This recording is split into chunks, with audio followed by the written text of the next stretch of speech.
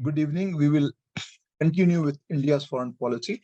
And what we were discussing yesterday, we were discussing continuity and change in India's foreign policy. Right.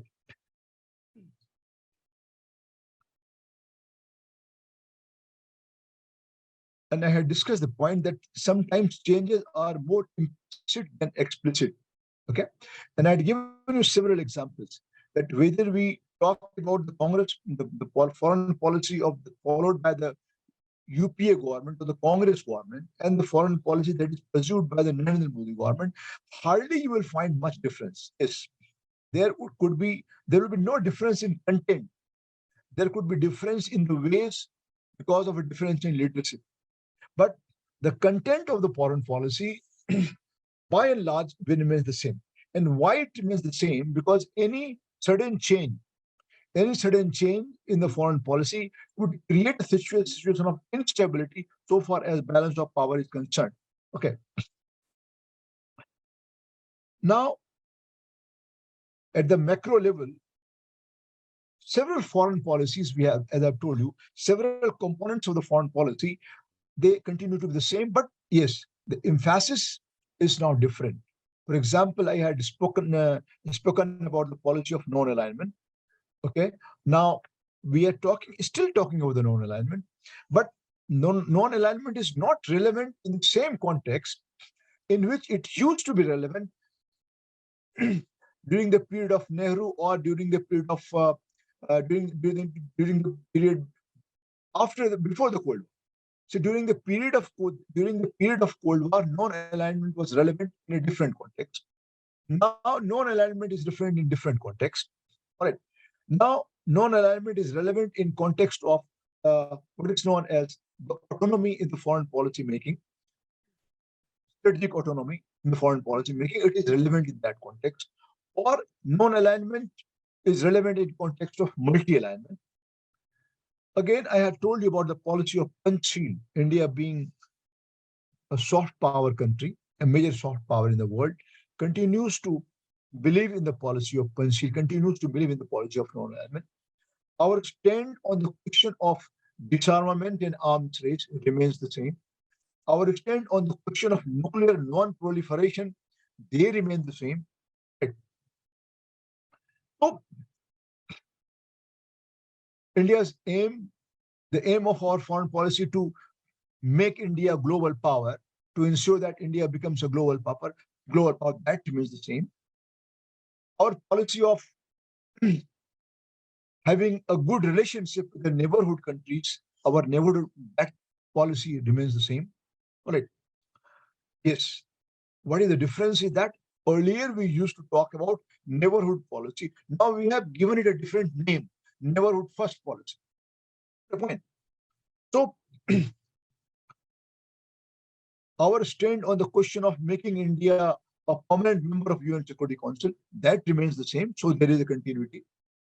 The very fact that India is seeking reforms in the major institutions of global governance, whether we talk about Security Council, whether we talk about IMF, World Bank, WTO. So that policy always, even now, it remains the same. All right. India's policy of providing a leadership to the third world countries, India being the very prominent power in third countries, and India's policy of providing leadership to third world countries, that policy also continues. Right. So I had clarified all these points. I'm just summing it up.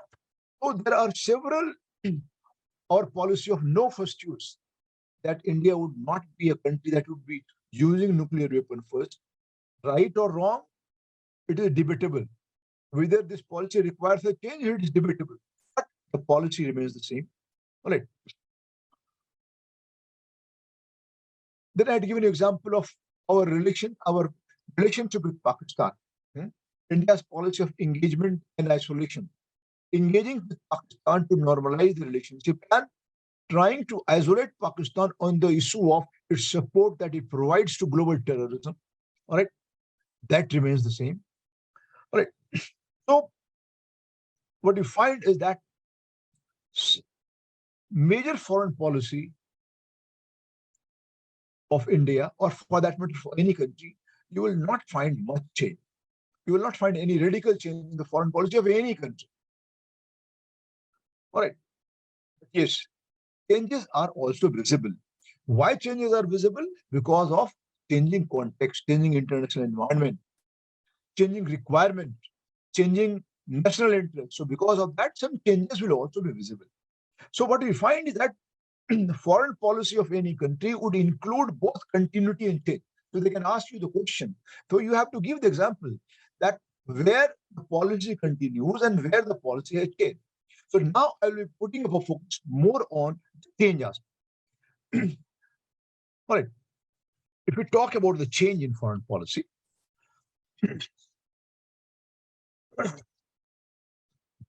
even when you continue with some of the old components of your foreign policy, but even within that, you will find some changes visible. The point I was made yesterday is that policy of non-alignment. The name has not changed. We continue to believe in the policy of non-alignment. But what has changed is the emphasis. What has changed is the new context. So we not talk about, we are trying to link non-alignment with multi-alignment. No? This is the change. What is continuing is policy of non-alignment. What has changed is that we have not tried to integrate it with the policy of multi-alignment. Now, again, earlier, when we started with the policy of non-alignment, our foreign policy was more on idealistic term. What do I mean? It had more idealistic component. For example, you talk about twin seal. Okay. You talk about non-alignment. You talk about anti-racialism. So our policy was more on based on idealism. But now what have changed, you will find is that we are now moving from idealism gradually to, it's not that we have rejected out idealism, no. But the thing is, apart from being idealistic in our foreign policy, we are also trying to be pragmatic. So from idealism to pragmatism, that is the change you will find. We are trying to be pragmatic, we are trying to be more practical, we are trying to be more realistic. For example, you talk about the surgical strike. Okay. We talk about concept of smart power. Earlier we were talking about only soft power. Now we are talking about the smart power. So we have gradually moved from idealism to pragmatism. All right.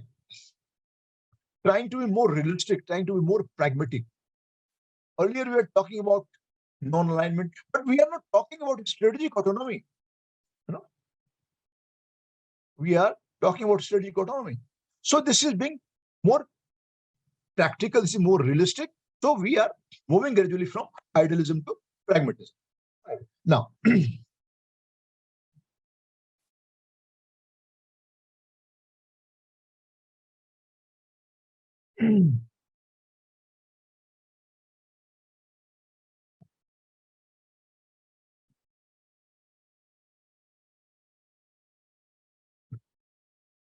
one more point which I had explained yesterday, the change you will find, if you're asked to explain the change, that we can talk about is emphasis is shifting from political diplomacy to economic diplomacy.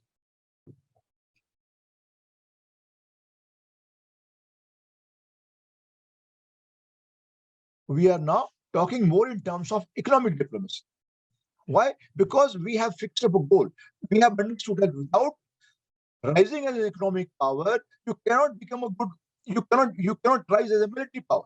You cannot become a global power without becoming economic power. If China is emerging as a global power, it is because of its economic strength. All right. So economic diplomacy has become very significant. You know, why it has become significant? Because, for example, because of the foreign exchange factor. For example, it has become because of the trade factor. Okay. For example, it is because of the FDI factor. So we are now gradually shifting. See, in any diplomacy, politics will always remain there. So don't think that if economic diplomacy you are giving more emphasis, political diplomacy will be the way. No, it's not. There cannot be any diplomacy without politics. Okay. So, but yes, we are gradually shifting moving from political diplomacy to economic diplomacy. That change is visible in India's foreign policy. All right. Now,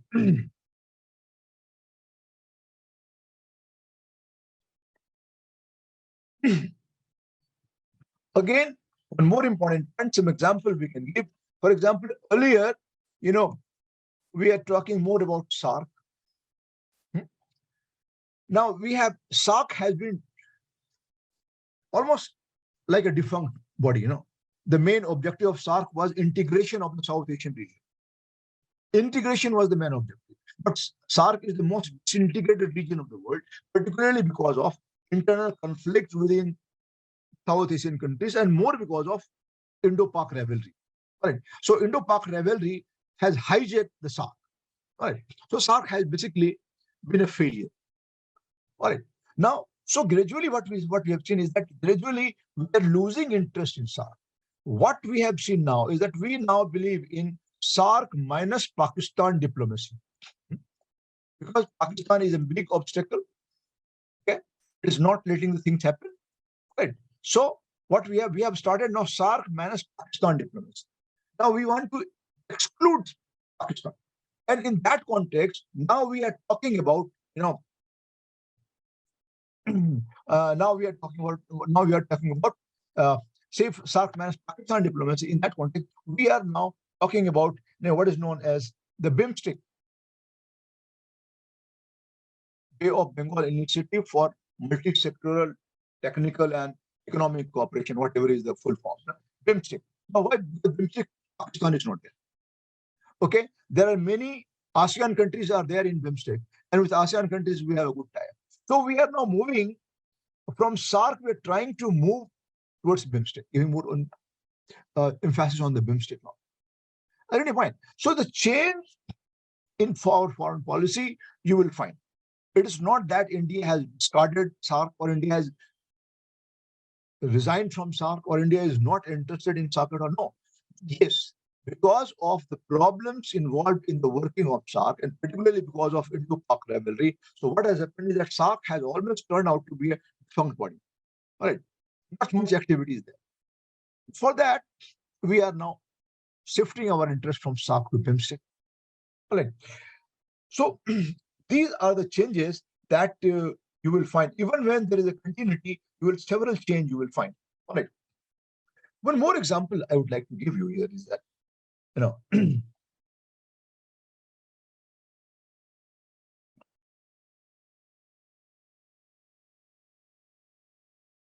the last summit which was of non-alignment, which was to be held in Venezuela. Okay. Indian Prime Minister did not go. Okay. Was held in Venezuela. Indian Prime Minister did not attend. The refusal of the Indian Prime Minister not to attend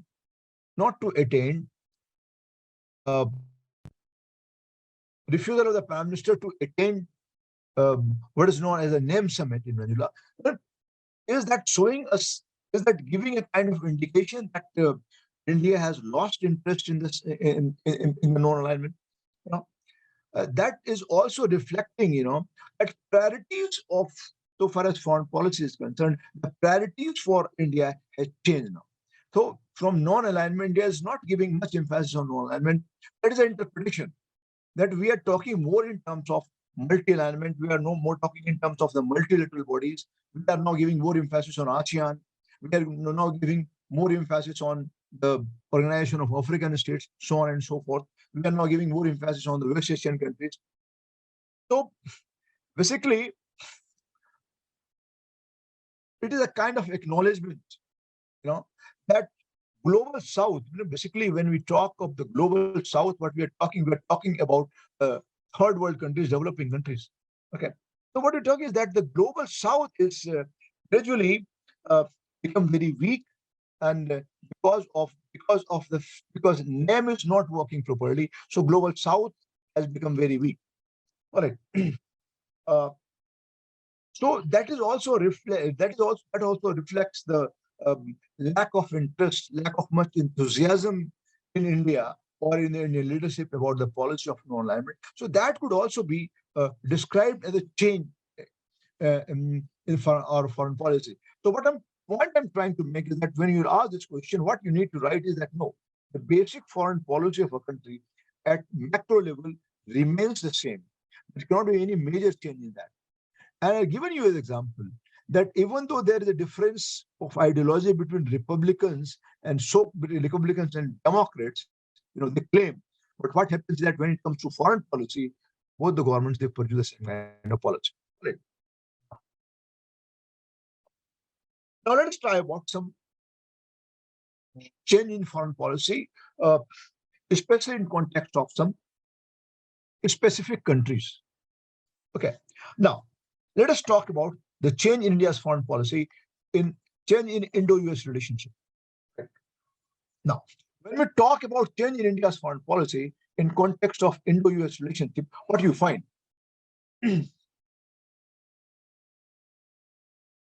When you are not able to see the whiteboard, just to let me know, because sometimes the problem would be there. Now, changes in Indo-US relationship.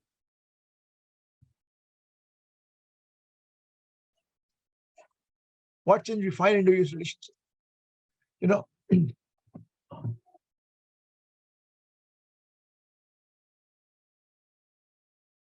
Estrangement to engagement. We had almost a very conflictual relationship with US right from 1947, except within some brief interval. For example, during the period when I'm forgetting the name, John F. Kennedy, when he was the president of President of the United States of America. So during his period, there was a cordial relationship between India and United States of America. But right from 1947 till almost till year 2002, 2003, what we find is that our relationship with US was very limited. So it was called a relationship of estrangement. But now what has happened? Now we have a relationship of engagement, and not only engagement. Now we have a very good trade relationship. We had a very good defense partnership. Right?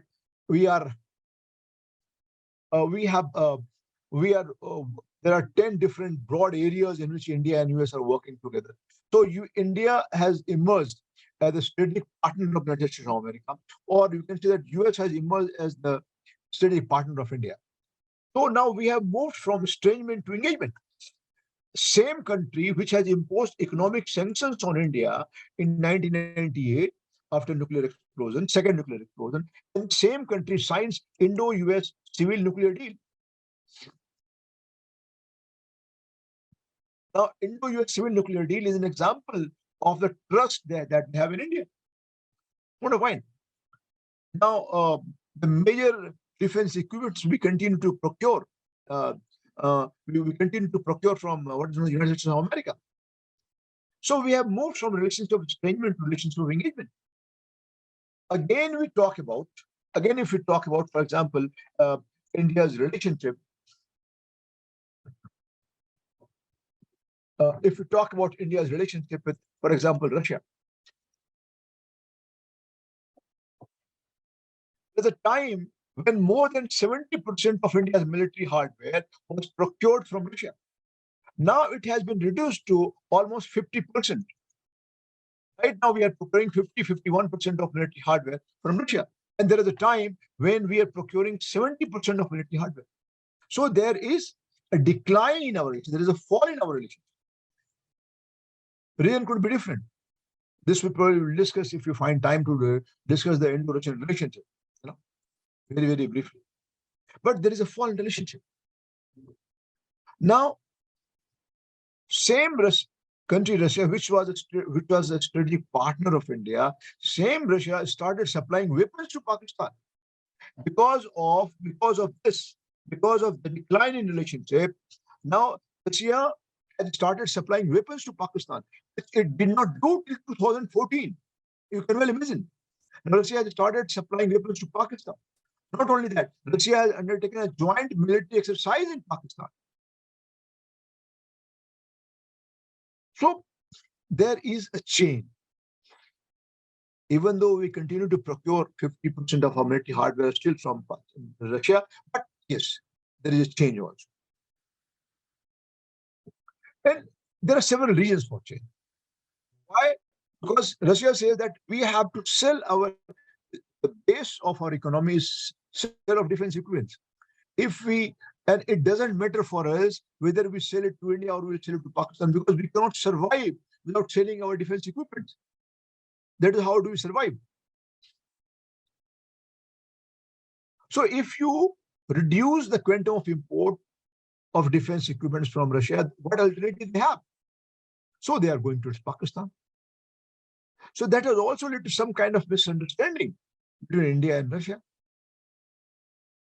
And because of the growing understanding between India and Russia, you must be remembering that Indian Prime Minister had to go for an informal summit in Russia, which was known as the Sochi Summit. Sochi is a place in Russia where the summit took place. Sochi Summit. Just to normalize the relationship between the two countries. So from US, we have moved from estrangement to engagement, but again, from Indo-Russian relationship is from rising to fall. Gradually, there is a decline in relationship. Whatever be the reason, that is another matter. But there is a fall in relationship. Again, we are trying to normalize the relationship because we have to balance, make a balance. All right. You are able to see now? Is it visible?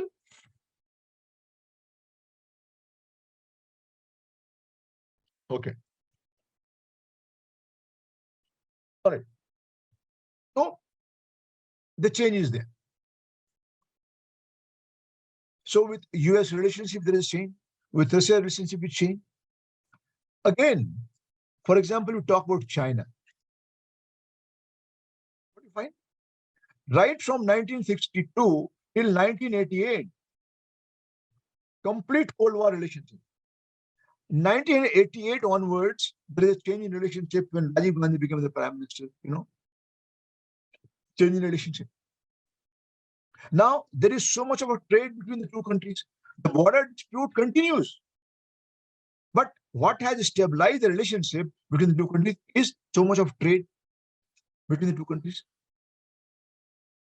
Now, again, what you find is that because of the ongoing trade between the two countries, again, you will find that again there is a change. For example, we started a policy of imposing what is known as dumping duties. India started imposing dumping duties on 93 products from China. Dumping duties.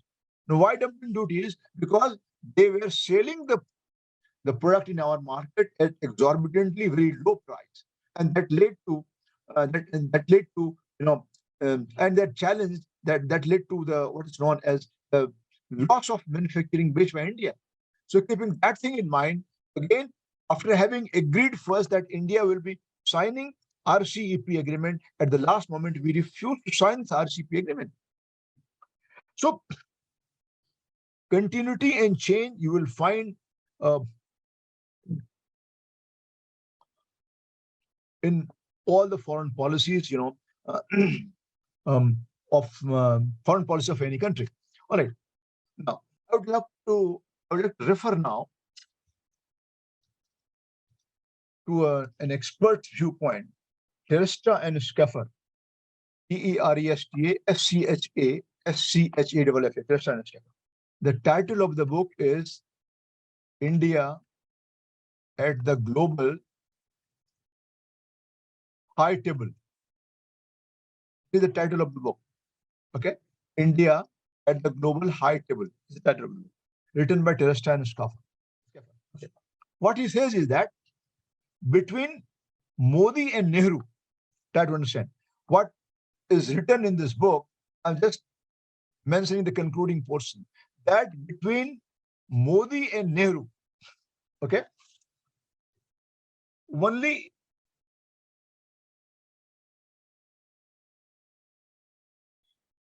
means have changed. Okay. Ends remain the same. Means between Modi and Nehru, ends remain the same, only the means have changed. What is the meaning of this? Yes.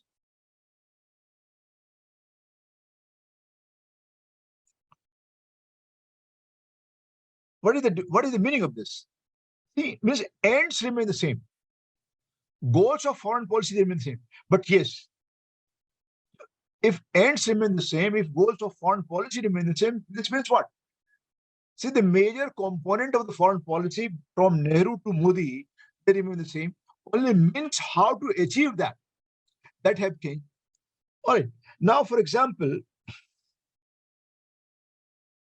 Nehru used to talk about non-alignment. Nehru used to talk about third world solidarity. Third world solidarity. Just he used to talk about non-alignment. He used to talk about third world solidarity.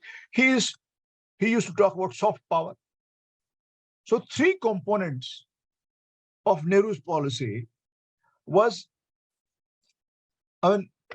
name, third world solidarity, and soft power. Now what has happened is that now Modi, when he talks about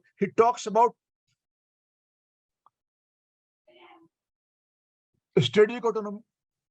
He talks about alignment with both US and Russia. He talks about smart power. So what Teresta and Scaffer has said is that the ends of foreign policy, goals of foreign policy, they remain the same. But what has changed? What has changed is the means to attain them. Means now our foreign policy, for example, has become more proactive, we have become more vocal. Now India's presence is more visible at the global level. Follow mind. So we have become more vocal. Our presence have become more visible now. So which was not there in the past. But goals of foreign policy, they remain the same. But how to achieve that, there is a difference in that. So if you are asked this question, so you will have to talk about both continuity and change. But you need to conclude that yes, goals of foreign policy are the same, only the means have changed. Any question if you have on continuity and change in our foreign policy, anything you want to ask, you can just ask me. No questions?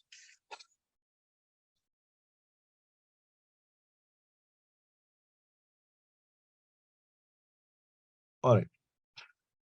Now, quickly, so far as your syllabus is concerned, whatever was required in the first topic, we have done that. All right. But I want to expand this further, talking briefly about India's foreign policy, because that may be required, to write an answer if they ask you any other question on this. All right. Before I explain the contemporary theme and the problems in India's foreign policy, before we do that, let me quickly review India's foreign policy from Nehru to Modi till now. Quickly, very, very quickly, I will do that. If we talk about India's foreign policy, say in phase one, if we talk about 47 till 1962, the first phase of India's foreign policy, 47 till 1962. All right, initial years. What was the dilemma for Nehru?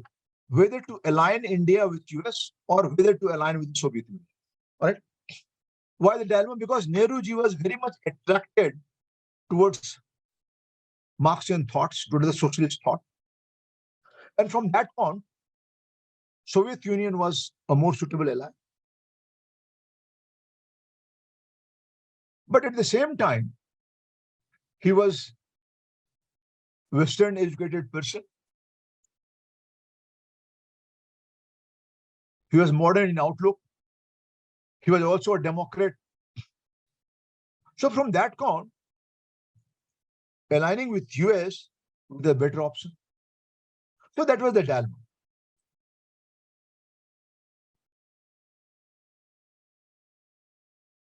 So to overcome this, he started with the policy of non-alignment.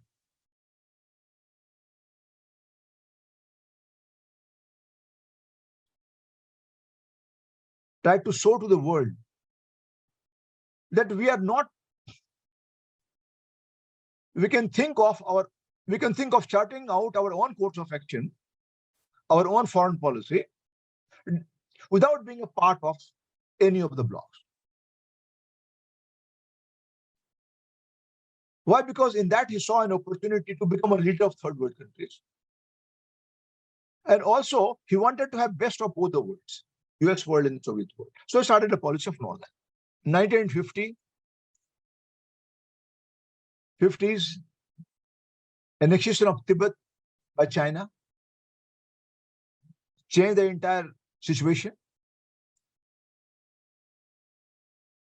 India signs Pencil Agreement with China, 1954. And India was convinced, India was assured that China will do no harm to India.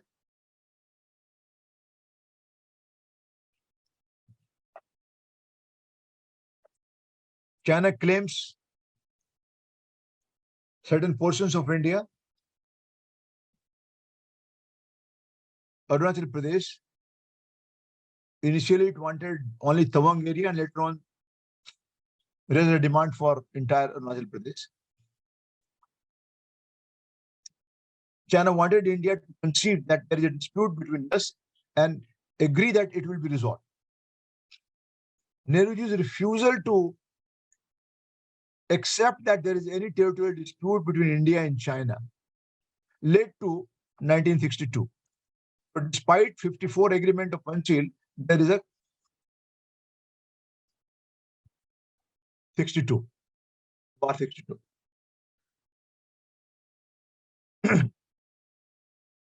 A major challenge. Now our South Asian neighbors, they started asking question, a country which could not protect its own territory, how that country will provide protection to us?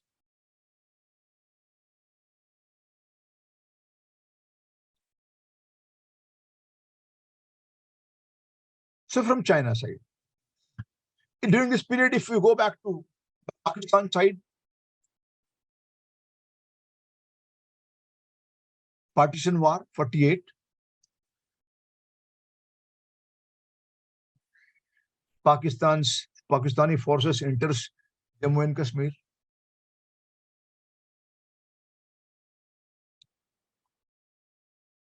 Not going into details, it is not required. India goes to the UN, and India raises the issue that Pakistan attacked Jammu and Kashmir. So India raised this issue.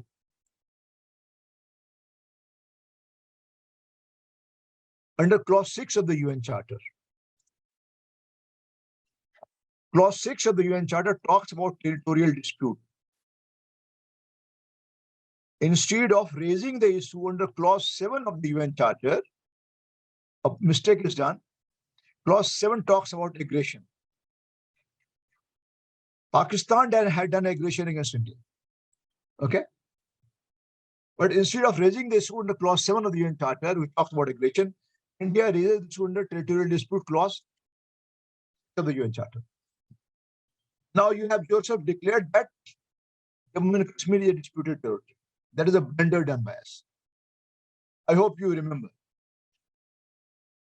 So this issue was raised by India in UN under clause 6 of the UN Charter, which talks about territorial dispute. Now, however strongly you may say now that this Kashmir and Pak-occupied Kashmir, both Kashmirs are ours, however strongly you do that, it doesn't make much sense. All right. So Jammu and Kashmir dispute is created. And Pakistan continues to remain a major policy embarrassment and foreign policy problem for India. All right. So from 47 till 62, what we can say is that India's foreign policy was a policy of idealistic non-alignment. The only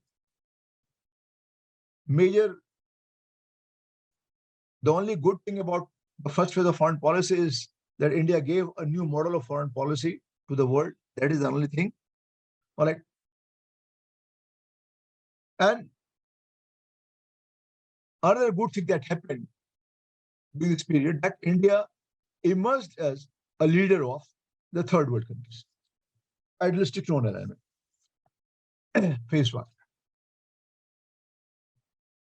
Then come down to the second phase of foreign policy from 1962 till 1971.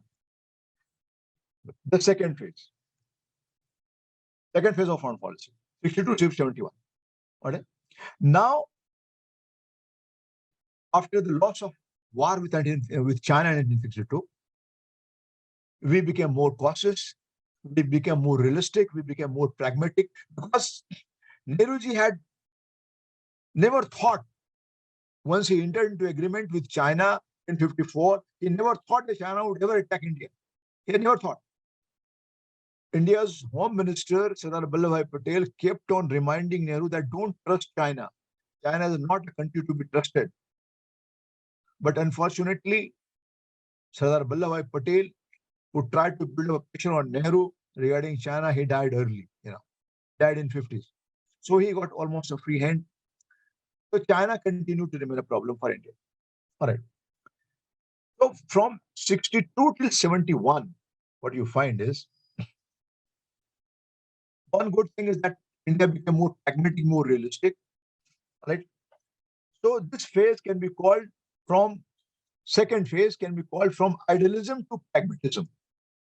Why I'm saying idealism to pragmatism? Because India now started putting focus on defense, modernization of the defense. India started putting focus on its agricultural production. Lal Bahadur Shastri was the Prime Minister in 1965. He gave a slogan of Jai Jawan and Jai Kishan. Jai Jawan and Jai Jawan means strengthening Indian border and strengthening Indian army. And Jai Kishan means growing more food. So that policy has started. And in 1965, we defeated Pakistan in the war. All right. But what happened is that even after defeating Pakistan in 1965 war, and even after capturing the all major portion of Pak-occupied Kashmir, Pakistan had captured during its 48 attack in India on Jammu and Kashmir. So Pak-occupied Kashmir, major portion of Pak-occupied Kashmir was recaptured by Indian troops in the war of 1965. But unfortunately,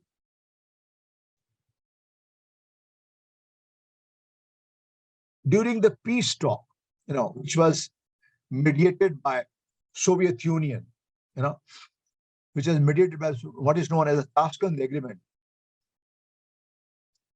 between Indian Prime Minister Lal Bahadur Shastri and the Pakistani president. All right. So Tashkent Agreement, whatever portion of Pak-occupied Kashmir India had recaptured, India agreed to give it back to the Pakistan. So in Tashkent Agreement, it was, and this peace agreement was brokered by Soviet Union. Okay, Soviet Union, Tashkent replaced the Soviet Union, so it was brokered by the Soviet Union, and we agreed to provide the Pak-occupied portion who had recaptured Pak-occupied Kashmir. We agreed to give it back to the Pakistan. All right, and now we are saying that Pak-occupied Kashmir is also ours. So if it was yours, then why did you give it to Pakistan? Now the question you can ask me is that, why? Why Lal Bahadur Shastri, who could not come back alive, when we went to Pakistan, when we went to Tashkent for signing the agreement, he could not come back alive. He had a massive heart attack and he died there. Whatever the reasons, nobody knows. But what I'm trying to tell you is that India had thought that if Pak-occupied Kashmir is given back to Pakistan, okay, at least Pakistan will not create trouble in this part of the Kashmir which is under our control. So Pakistan will not create trouble. Let Pakistan be happy with that. So in order to indirectly to resolve this issue, because this issue would be a major issue. So in order to resolve this issue, India might have thought that let POK remain with Pakistan, let Pakistan be happy with that. And then Pakistan would not create trouble in this part of it. That could be probably the reason. And that could have happened also. But then comes 1971. In 1971, what happened? You are aware of that. That there was in Eastern Pakistan, uh, there was an internal rebellion in Pakistan. All right. Despite winning the election, Sheikh Mujibur Rahman, who was the provincial leader in Pakistan, he was not handed over the power. All right. And so what happened is that Eastern Pakistan wanted liberation, wanted to be liberated. And because of the huge atrocities being done on the Eastern Pakistanis by the Pakistani troops, what happened is that there was a huge exodus of refugees from Eastern Pakistan towards India. And ultimately, India had to declare a war against Pakistan. Otherwise, the whole of Eastern Pakistan would have entered India. The point I have made earlier. All right. But in context of India's foreign policy, what you see is that another good thing that happened is that in August 1971, India signed an agreement of peace and cooperation, friendship and cooperation, with Soviet Union. And in December 71, when there is a war with Pakistan, Pakistan gets badly defeated. All right. So this is a success of it. Some people, they call it India compromised from the policy of non-alignment, and India entered into an alliance with Soviet Union. But it is not like that. Without joining the Soviet bloc, India got all assistance from Soviet Union. All right. And leading to India's victory in the war of 1971. So that is why this phase is called from idealism to pragmatism. Two victories, one against Pakistan and one against Pakistan, and another also against Pakistan in 1971. So 65 and 71. All right. So second phase could be called phase of pragmatism and recovery. Basically, we regained our lost prestige.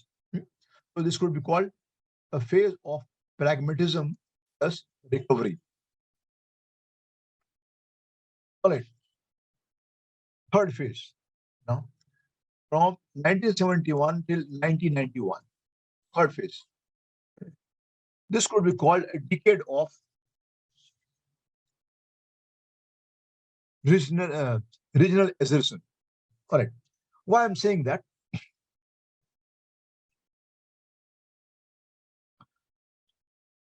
With the victory in two wars against Pakistan in 65 and again in 71, India emerged as a regional power, major regional power in the South Asian region. Okay. So India emerged as a major regional power in the Asian region and particularly in South Asian region. All right. Now, but some problems were also there because the US became US, Pakistan, and China. All right. US, Pakistan, China emerged as an axis. Okay. There's a close alliance between US, Pakistan, and China during this period. So, a challenge also. One more important point in 1974, first Pokhran, first nuclear explosion by India. A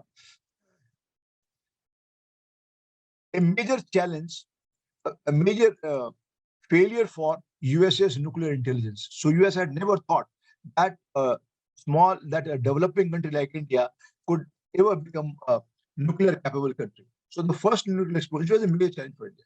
But indirectly, it led to what started was the gradual emergence of India as a major regional power, particularly because of successful first nuclear explosion.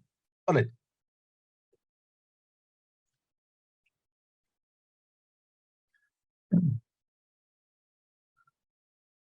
One more important point here, in 1991, there was a fall of Soviet Union.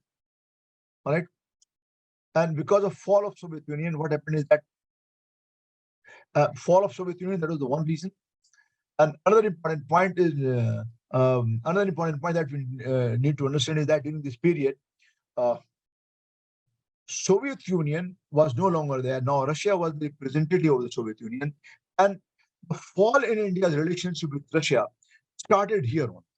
All right, how it started, because when Russia emerged in place of Soviet Union, at that point of time, India was to pay 12 billion US dollars to the to Russia, to the Soviet Union. Now it had to pay to Russia 12 billion US dollars on account of arms supply that we have received from Soviet Union.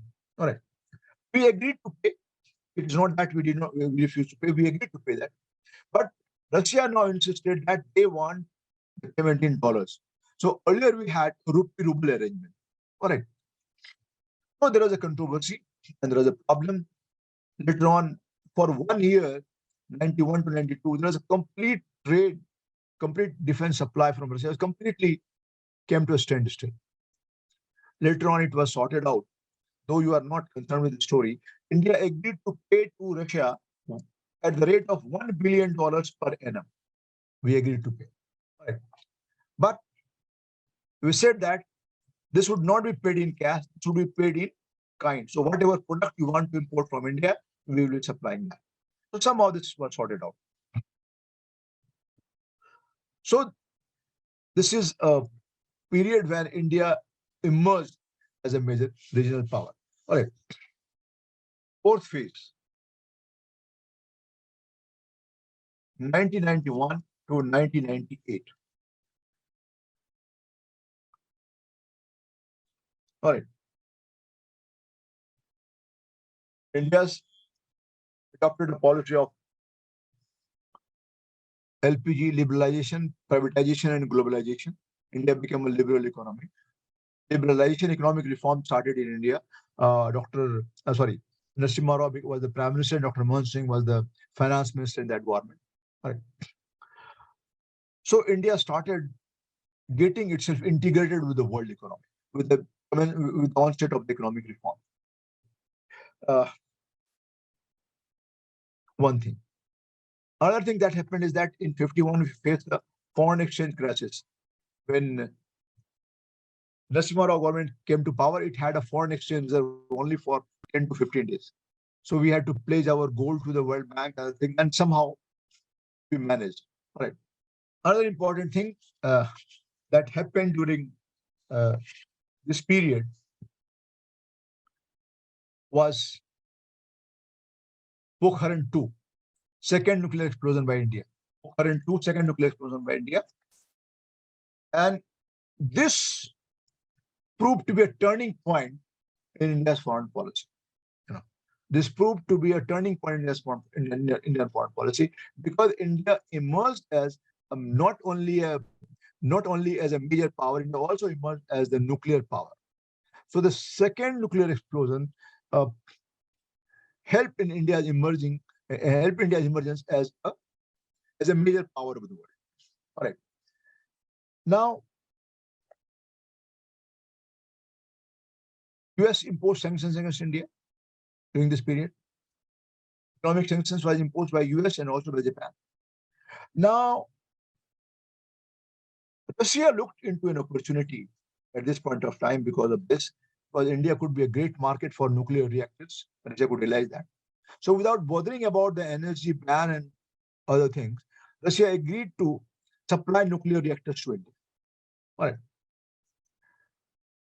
Now, seeing this, what you find is that now US thought that India could be a great market. Because of liberalization, India could be a great market for US products, and India would also be a major market, because so far as the nuclear reactors are concerned. So US also, the bans are removed. Okay, 2000 bans were removed, and US enters into Indo-US civil nuclear deal after 2004 probably, enter into a civil nuclear agreement. So the fourth phase was again a policy of we can say what is called, it is a policy of we can say it is policy of assertive India. India became more assertive because of this. Right. Then the next phase, we call it from 1998 till now, Narendra Modi government till now. All right.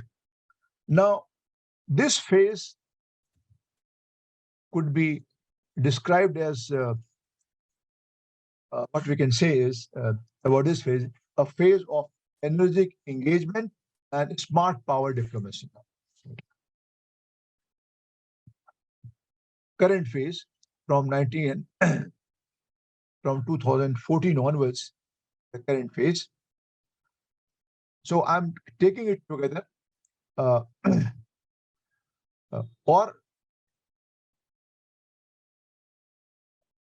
in 1998 till 2014. Let us divide it, and then 2014 till now. Let us see it differently. All right.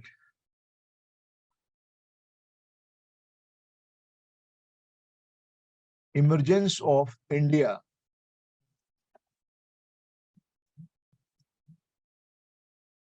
as a balancer. India emerged as a balancer, or you can say India emerged as a swing state. What is the meaning of swing state? That swing state is a middle power, and the country it joins, it alters the balance of power in that country's favor. So India became a swing state, particularly because of its nuclear capability. So India is also emerging as a great economic power. So India became a swing state. So India became a balancer of power in the region. All right. That is a major achievement. All right. And also, you can find out about this is that during this period from 1998 till 2014, and this includes 2 terms of Dr. Manmohan Singh government from 2004, 2009, and 2009 to 2014. All right. So during this period, what we'll find is that several things is that special diaspora policy, because diaspora has become a great economic tool. So that could be considered here. Okay. Regional diplomacy during this period, more good relationship with ASEAN. Okay. West Asia. All right. So regional diplomacy started during this period. All right. And during this period, Indo-US strategic partnership. So it was the major Indo-US strategic partnership that happened, that started in 2004 and continues until now. So this strategic partnership actually happened. Commencement of this happened during this period of Manmohan Singh government, 2004 to 2014. All right. So basically, India is emerged as a major balancer of power. The facts I have already told you. 2014 till now, the current phase of India's foreign policy, if I can tell you.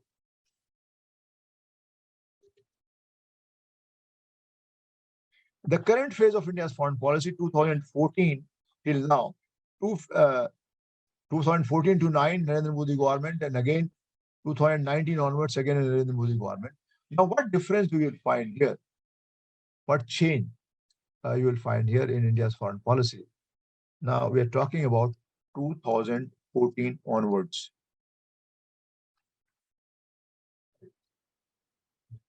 So, focus more on multi-alignment, more multilateral deals, okay? Smart power diplomacy, Quad, Malabar exercises, extended neighborhood policy. Earlier, we used to talk about neighborhood policy. From neighborhood policy, we moved to neighborhood first policy. From neighborhood first policy, we moved to extended neighborhood policy. What is extended neighborhood policy? Now, not only we are talking about South Asia, we are also talking about the Southeast Asia. We are also talking about we are going further towards East Asia. We are also further going towards Pacific. We are also going towards Central Asia, so on and so forth. So now we have extended the arena of neighborhood. Earlier, we used to talk about neighborhood countries, South Asian countries, but now we are talking about extended neighborhood countries. All right. So our policies we have extended the arena of neighborhood. So multi-alignment, smart power diplomacy, okay, extended neighborhood policy, so on and so forth. All right. See, when we say multi-alignment, again, I would like to give you some examples. BRICS, we have become more active. We have also become a part of Shanghai Cooperation Organization, SCO. All right. So, and the phase continues. We have become more vocal now. We have become more proactive. We have become more vocal. So, this is how the foreign policy of India has moved during these years. Just I wanted to give a historical account of that. All right.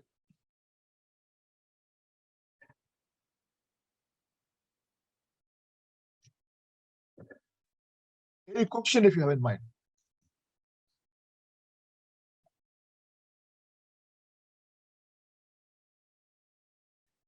You should have a fair idea, because any question they can ask you about India's foreign policy. So you should have a fair idea how India's foreign policy have evolved right from Nehru till Modi. What are the major developments? What changes have been made? So you should have a fair idea about that. All right. So just I wanted to make you aware of that. Of course, all of you are preparing for this examination. You may be knowing a lot.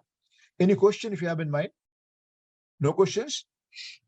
If I ask you the question, looking into the historical perspective of India's foreign policy, how it has evolved till now, what are the lessons that we must have learned? What are the lessons that India must have learned, or India should have learned from our experiences of foreign policy during last so many years?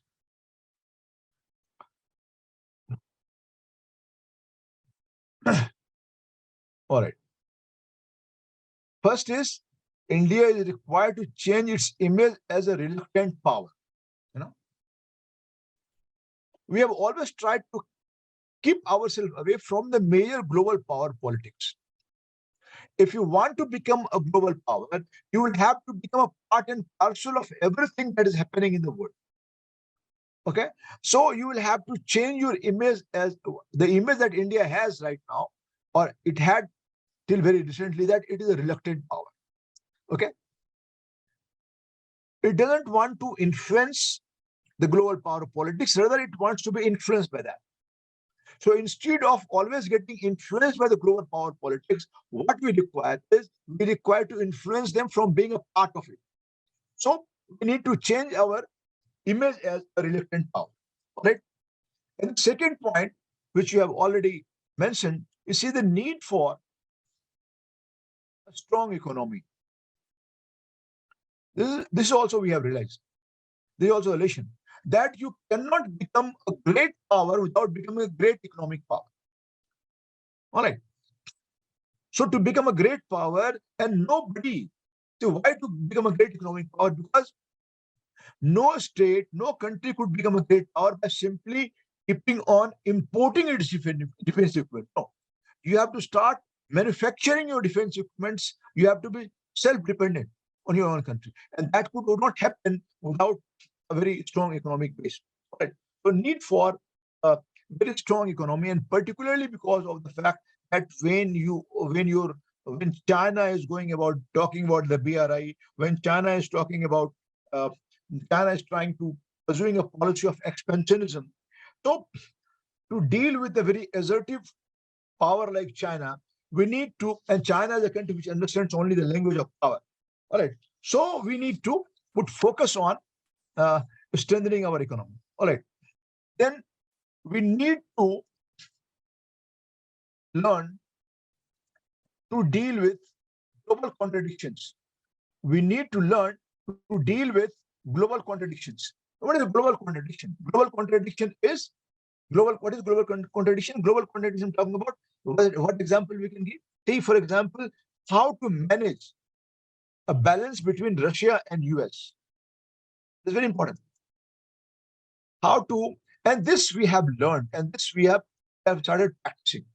Okay, but how to deal with global contradictions, because Russia is your ally, Russia is your friend, US is your friend. So there is a contradiction. So how to manage that? Okay. Now you have a good relationship with the Arab world, but you also have a good relationship with Israel. So how to manage this contradiction between Arab and Israel? What a point. So we need to learn how to deal with contradictions.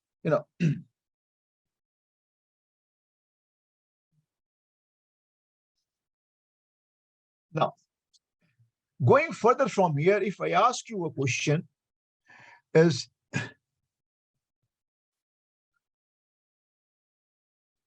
what are the major burdens if we talk about India's foreign policy legacy? What are the major burdens that we are carrying from the past? Or what are the major foreign policy burdens for India from its legacy? Have you understood my question, what I'm saying? What are the foreign policy burdens that we are carrying from the past? That is the exact question. Foreign policy burdens from the past. What are that?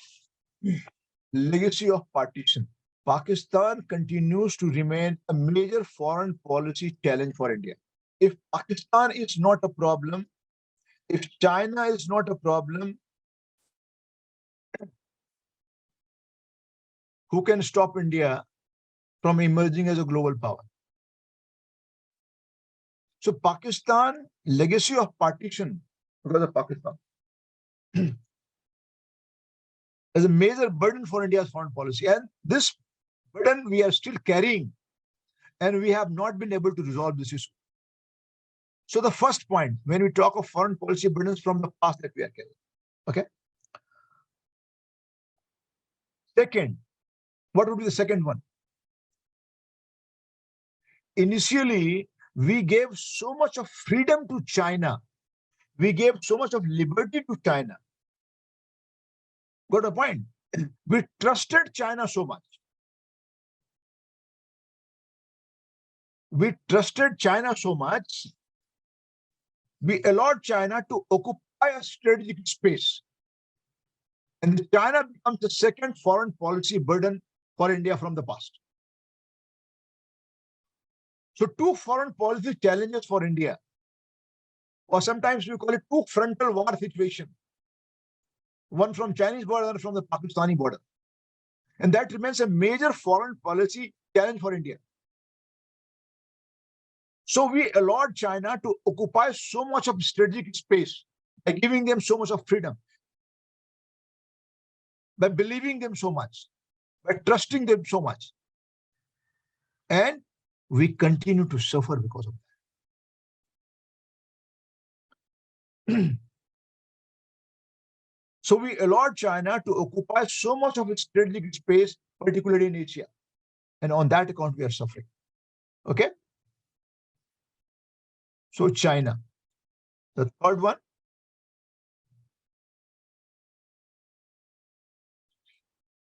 What is the third foreign policy burden?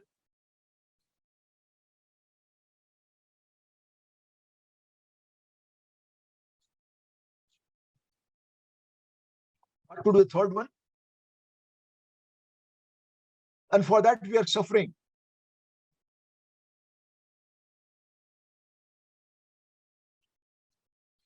There is almost a 10 to 12-year gap in the economic reforms.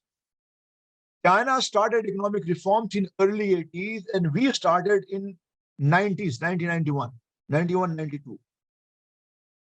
If China has become a great power today, it is because of its economic reforms, early economic reforms. Got my point? So delayed economic reforms. If we are lagging behind China by 10, 12, or 15 years, it is just because of delayed economic reforms.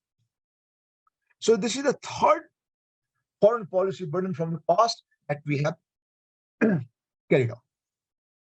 One more point I would like to mention here. And for that, we are suffering. You may not have a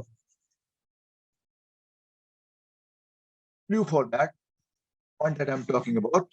the fourth foreign policy burden that we are carrying. You know what is that?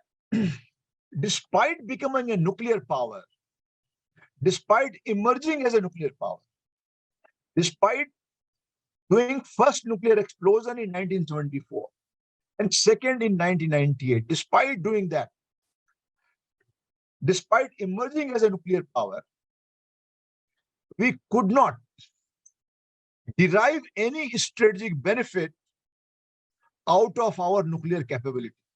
Means failed nuclear diplomacy. We could not derive any benefit out of our nuclear capability. Even a country like Pakistan, since it has become a nuclear power, it will go on reminding India that India must understand that we are also a nuclear power. So we could have bargained that India's emergence as a nuclear power in Asia, particularly in South Asia, India could have bargained that. So we failed in deriving any strategic benefit, any strategic advantage out of our nuclear capability.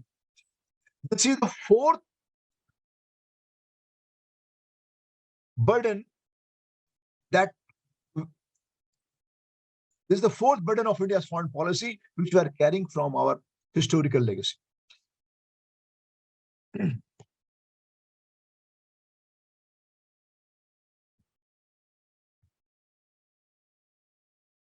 All the points are clear?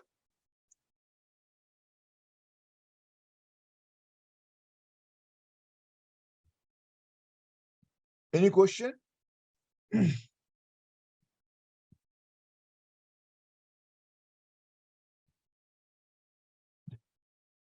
All right.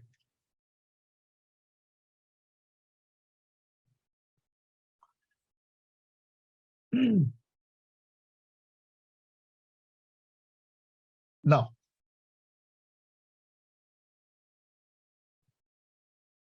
if you're asked a question on major themes of India's foreign policy, suppose, if you're asked a question on that, if you're asked a question on major themes of India's foreign policy, though we have discussed core of the issues, but if they ask you the question, what are the major themes of India's contemporary foreign policy?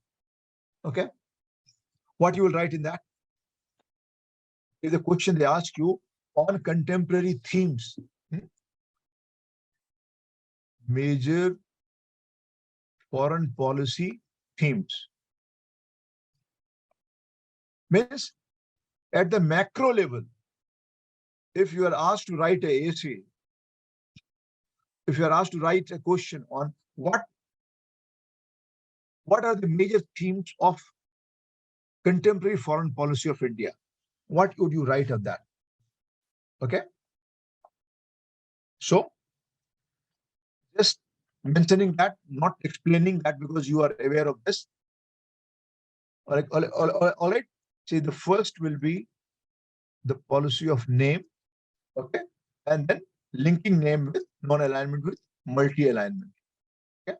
Linking non-alignment with multi-alignment. That is the first major theme. Okay. We continue with the foreign policy of Panchsheel. All right. Panchsheel has got 5 elements. You are probably aware of that. Mutual respect for each other's territorial integrity and sovereignty. Mutual respect for each other's territorial integrity and sovereignty. Policy of non-aggression against each other.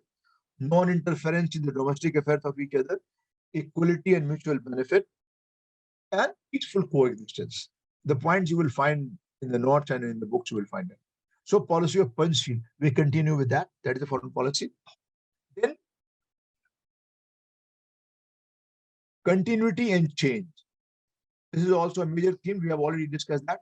Continuity and change is another major theme of India's foreign policy. Wherever needed, we are now trying to, we are doing changes, making changes in that. What are the changes? I have given you several examples. All right. So non-alignment, multi-alignment, or you can also mention about name 2.0, or you can also mention about strategic autonomy. I'm just mentioning the points. You are aware of this strategic autonomy. All right. Uh,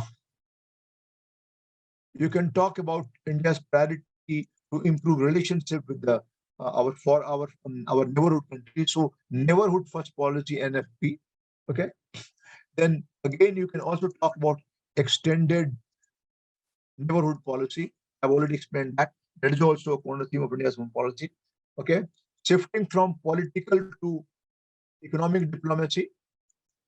That is also a major theme of India's contempt committee and India's foreign policy. All right. Smart power diplomacy. That is also a theme of India's foreign policy.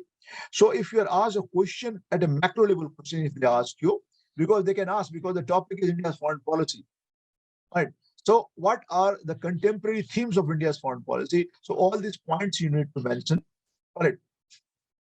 Growing significance of diaspora in our foreign policy. Okay. Using diaspora as a economic tool. Okay. So more facilities for the diaspora. So diaspora policy, more emphasis on diaspora policy that you can also talk about. All right. We again, NFU, we are continuing with our no first use policy, but yes, we are also thinking about a possible change if the situation and circumstances in our neighborhood change. So we could also think in terms of reconsidering our NFU policy. So that we'll discuss more when we discuss India and the nuclear question, India's nuclear policy. That we'll discuss then. Right. Reforms in global institutions. We are thinking reforms in global institutions. That policy we continue. Okay. One more important point: emphasis on informal diplomacy. That has become very important. In order to improve your relationship with a country like China. So first was the Wuhan summit, and then there was Chennai Connect. So to improve relationship with China, we went for the with Russia, we went for a Sochi summit. So more emphasis on informal diplomacy rather than formal diplomacy. See, informal diplomacy is not so well planned. No agenda is there. All right. And both the leaders, they talk with the open mind and they try to find out a solution. So when there is so much of trust deficit between the two countries, so we go for informal diplomacy also. So if now we are putting more emphasis on informal diplomacy, so on and so forth. All right. Bridging diplomacy with development. Developing a bridge, connecting bridge between diplomacy and development is we are using diplomacy for our economic development, for economic strengthening of India. We are using diplomacy for our economic benefit, for developing more economic infrastructure in our country. We want more FDIs. We want more foreign investment. We want more foreign exchange reserve. All right. So using diplomacy, linking diplomacy with development or bridging diplomacy with development. And when you talk about development, it's more in terms of economic development. All right. So if you are asked a question, and one more important point, I have already talked about that earlier, making India a global power. All right. You can add so many things. For example, you can talk about securing India's entry into the UN Security Council as a permanent member. So many points can be said. So by and large, if they ask you the question on what are the contemporary themes of India's foreign policy, or what are the foreign policy challenges, that also have been spoken. Now I'll be talking about apart from Pakistan and China, which are the topmost foreign policy problems for India, what are other foreign policy problems for India? The first two problems, foreign policy problems that we are facing, one is Pakistan, another is China. All right. And if we resolve our issues with these two countries, see, nobody could stop India's emergence as a global power immediately. Because the interest of both Pakistan and China, because of Sino-Pak proximity,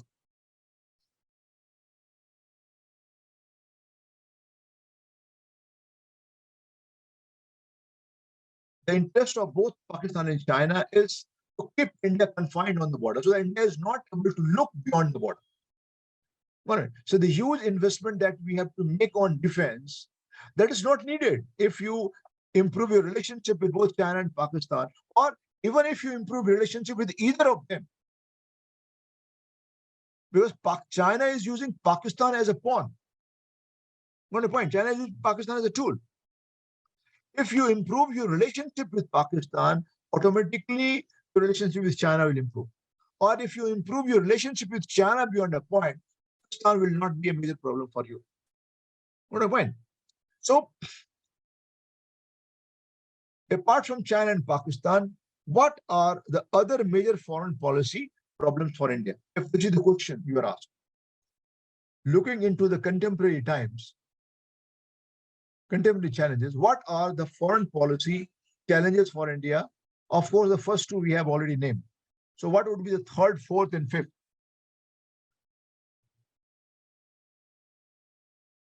What would be the third foreign policy challenge for India? What is the third foreign policy challenge for India? What is the third one? Any idea? Okay. Any other answer? Improving relationship with neighborhood countries.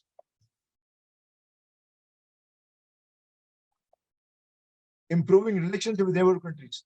Now tell me any country with which you have a good balanced relationship except for Bhutan.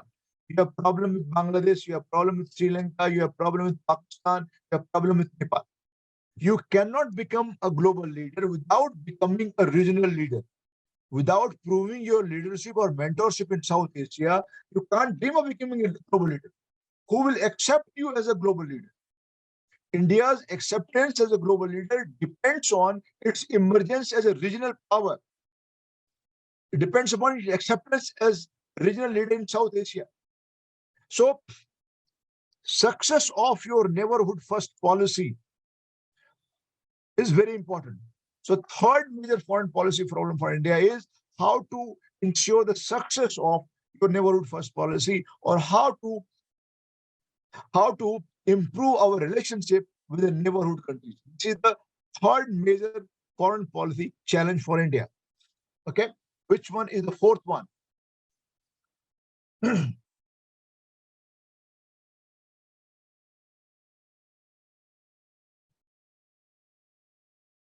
Which one is the fourth one? Maintaining a balance between US and Russia. Major foreign policy concern for India. How to maintain a balance between US and Russia. This also we are gradually learning. Okay? And this we are doing it by maintaining a policy of strategic autonomy. But yes, this is again a major foreign policy challenge for India. Right. Sorry.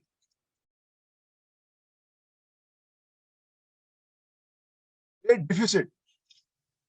You know, you have a trade deficit with China. Okay. You have a trade deficit with ASEAN countries. It's how to with China, you have a trade deficit of 55 to 60 billion US dollars per annum, almost 55 to 60 billion dollars of trade deficit with China. You know, China has doing a project. You are aware of that.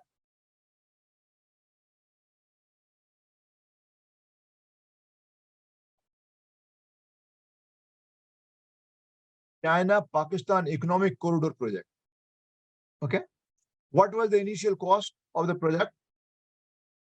China is doing in Pak-occupied Kashmir. Process to the project, cost to the Pak-occupied Kashmir. Okay. What is the cost? 27 billion US dollars. So, by taking a trade surplus from India of 55 billion US dollars minimum, China can finance two CPAC projects. Just trying to show it to you. With a trade surplus from India of 27 billion US dollars, China can finance two CPAC projects, right? And the projects are against the interests of India. So they take trade surplus from you, and they're using that against you. Just trying to show it to you. So trade deficit, because trade deficit means you are a stress on your foreign exchange reserve, a stress on your foreign exchange reserve. All right. And you are an energy importing country. All right. You require a lot of foreign exchange reserve. And particularly in a situation of global instability, as it is there today.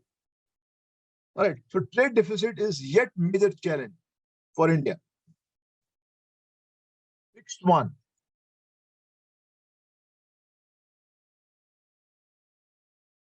How to secure its interest in Afghanistan.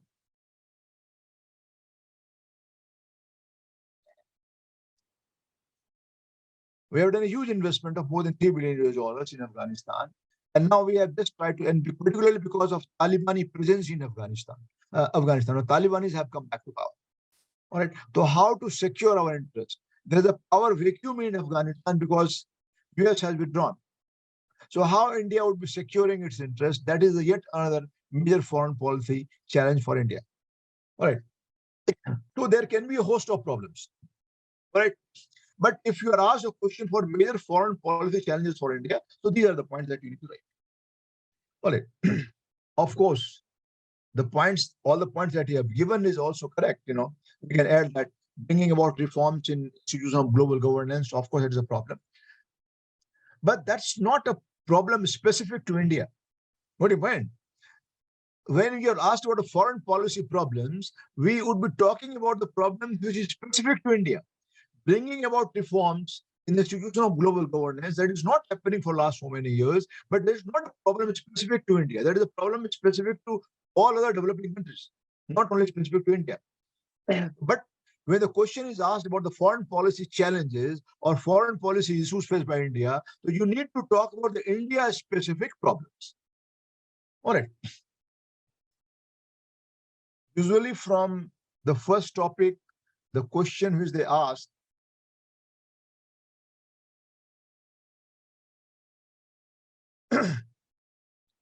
not many people today. We had about 6-7 people. All right.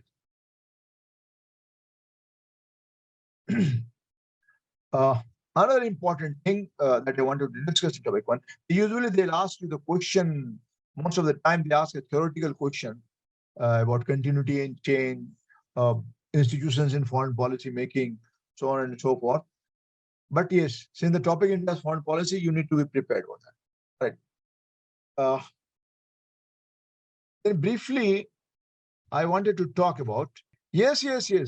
Energy security is, yes, could be a major foreign policy, but it's not a foreign policy problem, but yes, it becomes a problem because you are dependent on them for your energy. So it becomes a problem. You can talk about energy security as well. All right. Now, India and Cold War II. India and the Second Cold War. Now, Cold War II is a scholarly interpretation. Okay? Because the world is not bipolar, world is multipolar. All right. But yes,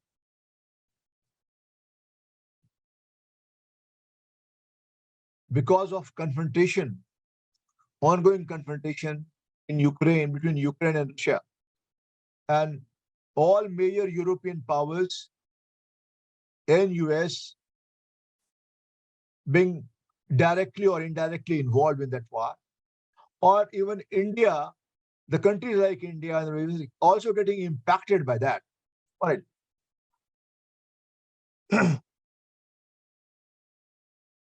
The ongoing confrontation between Russia and US. So we are thinking in terms of a second Cold War. That second Cold War has started. Why we are talking second Cold War? Also because of Sino-Russian proximity. China and Russia, they are on the same page, fighting US, fighting against the US, so what they call the US hegemony, fighting against the US hegemony. Russia and US, they are on the same page. So the Sino-Russian proximity on the one hand, okay, and the antagonistic relationship between US and Russia on the one hand, and again antagonistic relationship between US and China on the other hand. Okay, so this all has led to the emergence of what is known as the second Cold War-like situation. Now, why are we discussing this in context of India's foreign policy? We are discussing this in context of India's foreign policy because India is placed in that situation of so-called second Cold War. All right. Means Russia and China, they have started working together. Their relationship have evolved. The relationship between Russia and China, which was earlier antagonistic, all right, but now they have become, there is a more convergence between Russia and China, and the convergence is for the purpose of countering United States of America. Fine. So, in order to alter the balance of power, okay, in order to alter the balance of power, what is prevailing balance of power in which US is a major power. So in order to alter the balance of power in their own favor, so Russia and China have entered into a partnership. They have entered into a kind of alliance. All right. Now, what is the implication of this ongoing so-called Cold War between India on India? That is the point we need to understand. All right. Now, what is the policy of India? What is the foreign policy of India? See, the foreign policy of India in this kind of a situation of Cold War is India wants a multipolar world. India is striving for a multipolar world. That is the policy of India. India wants to, because India doesn't want again a bipolar world. So what India wants is a multipolar world. All right. So because the world situation has become complex, so in such a situation, India wants a multipolar world. And when India wants a multipolar world, all right, and India also, just like the First World War, India is just like the First World War,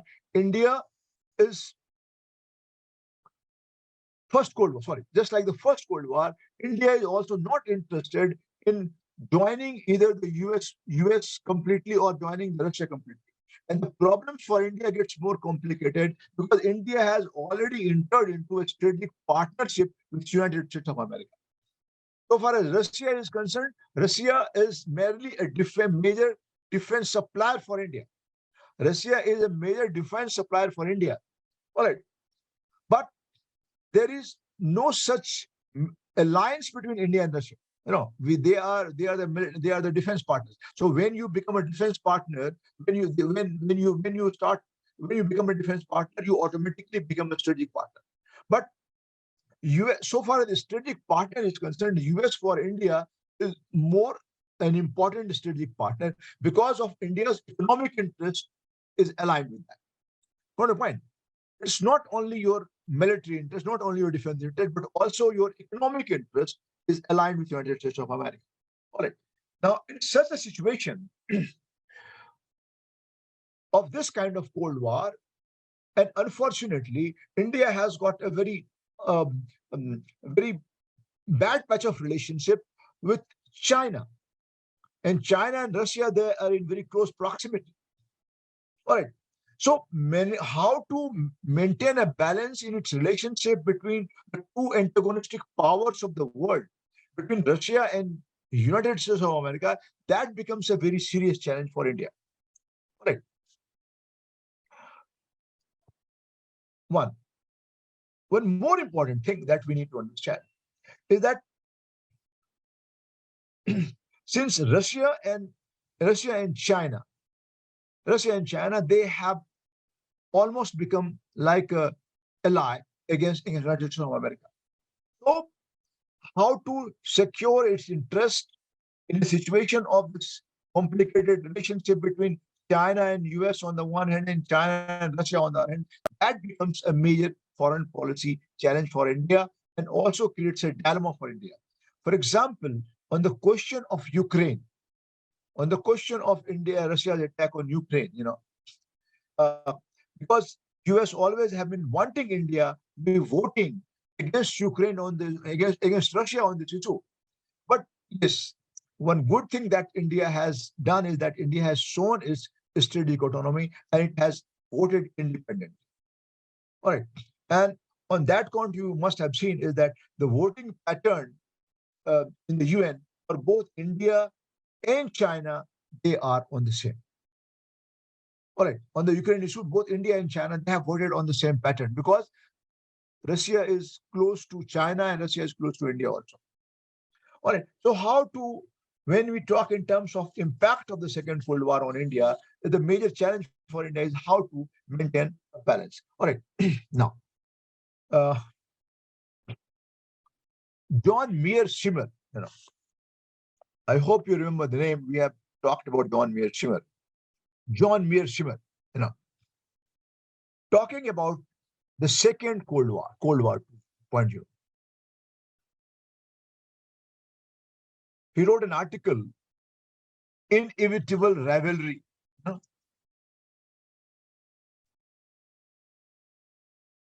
Inevitable Rivalry. That was the article written by John Meyer Schimmer on Cold War 2.0. He says that the new Cold War, that is Cold War 2.0, is already underway. And he says it is going to be much more dangerous in terms of consequences than even the first Cold War. That is Cold War 1.0. According to John Meyer Schimmer, the second Cold War is already underway, and he says that the second Cold War is going to be much more dangerous than even the first Cold War. Why? Because in the first Cold War, it was a bipolar world. Now the world is multipolar. Okay, there are various kind of power relationships, and in this Cold War, okay, Russia has got a major ally with China. So what he says is that the second Cold War is going to be much more dangerous than even the first Cold War. All right.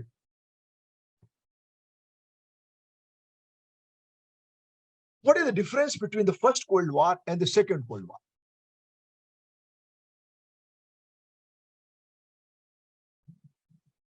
Suppose if this question is asked, what is the difference between the first Cold War and the second Cold War? We have talked about the second Cold War. We have also talked about how India is going to be impacted. So, Cold War 1.0. Suppose, for example, what is the Cold War 1.0? As you know that it was more ideological between a capitalist world and a communist world. Ideology was more important, correct? Capitalism versus communism. That was the ideology. Okay. It was based on bloc politics. Okay. US bloc and the Soviet bloc. Warsaw Pact, NATO, and the Warsaw Pact. Very well done.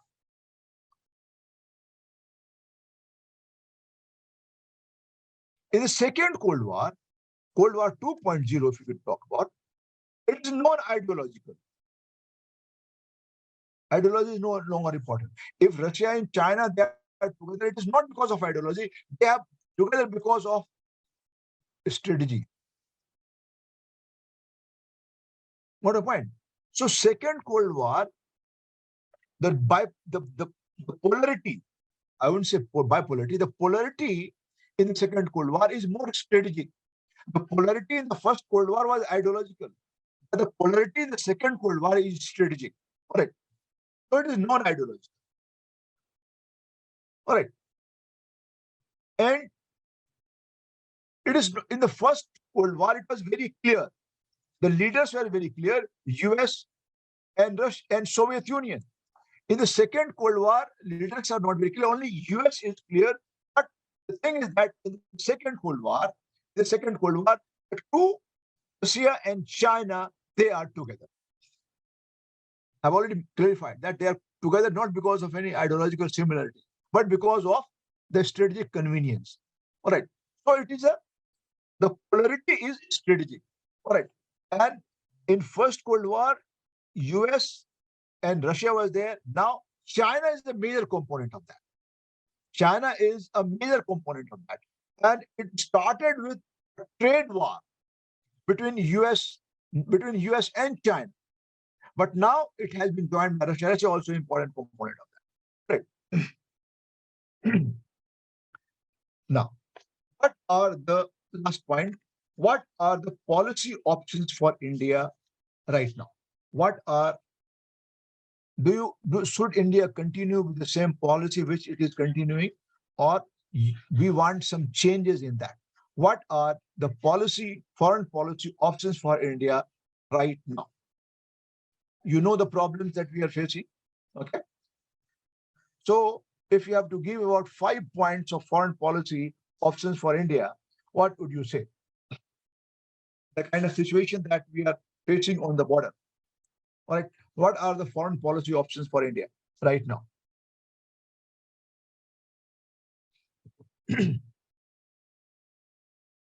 First important focus for India's foreign policy would be India must concentrate on internal strengthening. When I'm saying internal strengthening, what I have in mind is strengthening of economy. Make India a $5 trillion, $6 trillion, $7 trillion economy. Have a double-digit economic growth. Ensure a double-digit economic growth, not 7, 8, 9%, at least 10%. So the first objective for India, first option for India, what India should be doing. I'm trying to answer a question in a situation of fluidity in world, in a situation of fluidity in global power politics. What are the options for India? First point that should mention here is that India must concentrate on internal strengthening of India, making India a great economic power, achieving a double-digit economic growth. Okay, have a very higher level of GDP. All right, this is the one thing. Second thing is India should concentrate on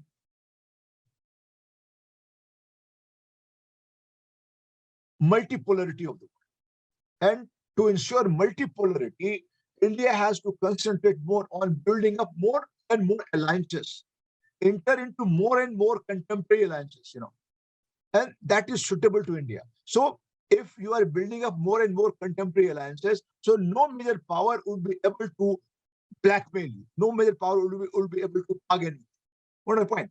So entering into more and more contemporary alliances to ensure that world remains multipolar. All right. Third policy option for India is India should maintain consistency in its foreign policy. That is very important. India must maintain consistency in its foreign policy because our foreign policy has been fluctuating at different points of time, or sometimes there is a lack of clarity in our foreign policy. So what we need to ensure is that we are able to maintain a consistency in our foreign policy. That is a point you can mention. All right. India should try to be more assertive. India should try to be a little bit more assertive by exploiting the power differentials. India should try to be more assertive by exploiting power differentials. For example, between China and Japan, how to exploit the power differentials between that. There is a rivalry between China and Japan. So how we should be using that, entering into a strategic partnership with Japan. So how can we use that? How can we use that in our favor? So exploiting the power differentials, that is yet another point for India. Right.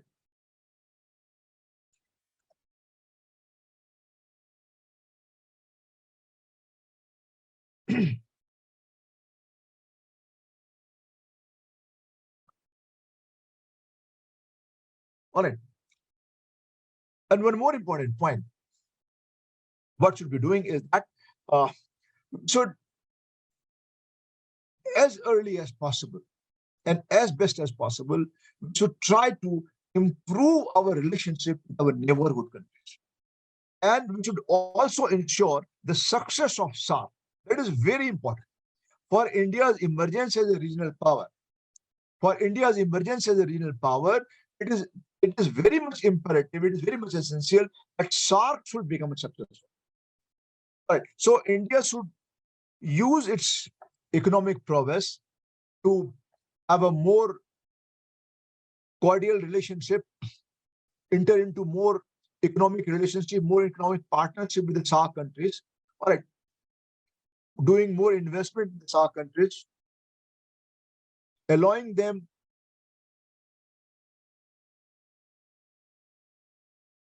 to export more number of products to India. So we need to win the trust of SAARC countries. That is very important.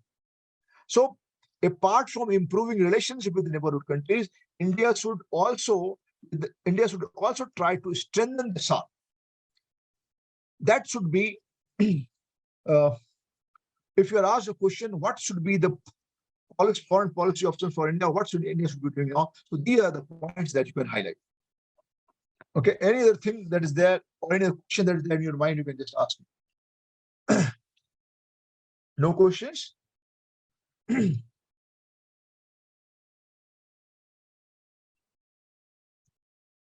All right. Just give me 2 minutes. What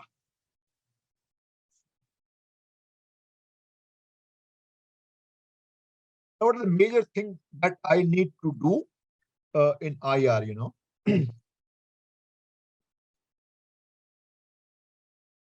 For rest of the things, I can give you the handout. What is needed is, if you have any other specific topic in mind, so you can just inform me this is what you want to be discussed. Otherwise, what I'm going to do now is India and the world portion. What we'll be doing is talking about NEO. We have talked US, China, Russia. They are the three, India and the global centers of power. They're very important from the point of examination. So I'll be putting up a focus on that. Okay, US, European Union is also there. So briefly, I'll be touching that. US, European Union, China, and Russia. These are the part of syllabus. India and UN we have already done. India and nuclear question. These are things which we have to do. All right. All right. We are fairly under control, and after doing this, see. Next week onwards, we'll start discussing the topics that I have suggested in the Indian government politics that we'll try to. All right. If you have any other specific things in your mind, you can just tell me. So thank you. Thank you so much, all of you. God bless you all. See you tomorrow, same time. All right. Thank you so much.